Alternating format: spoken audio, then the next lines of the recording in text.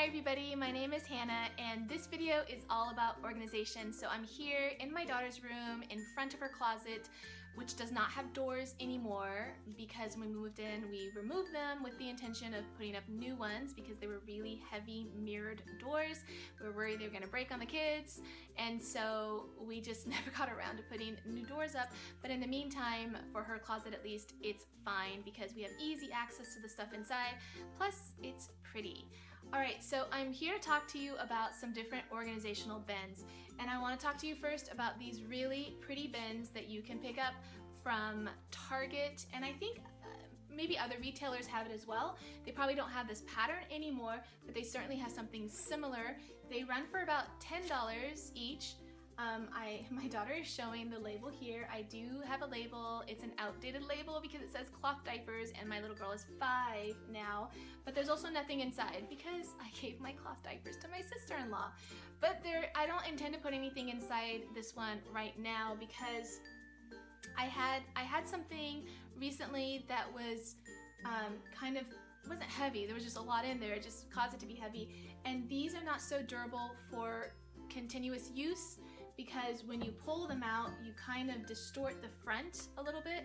It's going to be hard to tell, but you distort the front. Now these are just made out of cardboard and covered with fabric, and they have a good enough adhesive for a short period of time, but eventually that adhesive separates from the two pieces of cardboard and then they become completely useless. And even if your cardboard doesn't separate, the first thing that's going to happen is that you're going to distort the shape of your bin because it's going to get all bowed out in the front and it's just not going to look that great. So it's not the best storage bin. It is one of the more beautiful options, but it's not the best one for regular use or use with kids. So my recommendation is to pick up one of these. This one is from IKEA. They are less than $4 each, and for a separate purchase you can even get a lid that goes on top of this one, but I prefer to have mine without the lids because then it's really easy to get the things that you want out of this and it's really easy to put those things away. Plus these are super durable. I've had some of my plastic bins from IKEA for almost 15 years, and other than getting a little bit dinged up, other than getting a little bit dinged up and not quite as shiny with age, they hold up really, really well. Thank you, my doll.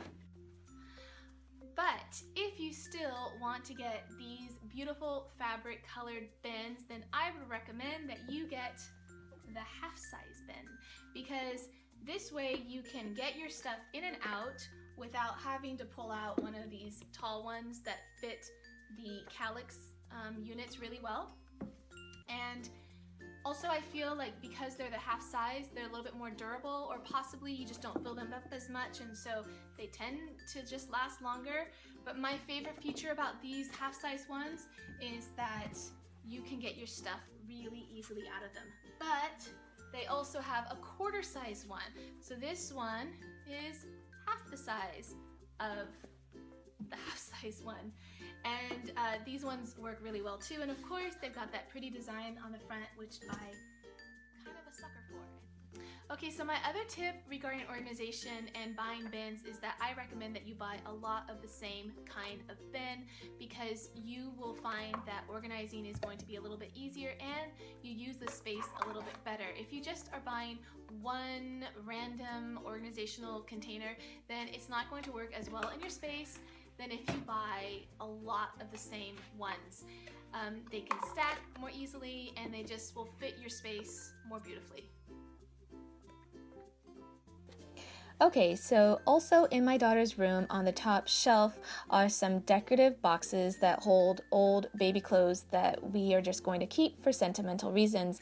And so they're in an inconvenient place to access because we don't have to access them on a regular basis, and also they look beautiful. So my recommendation is that if you're going to have something that's long-term storage, number one, you can make it look pretty and make it part of the decoration, or number two, you can put it like in the back of the closet or just in an inconvenient place because you don't have to access it very often.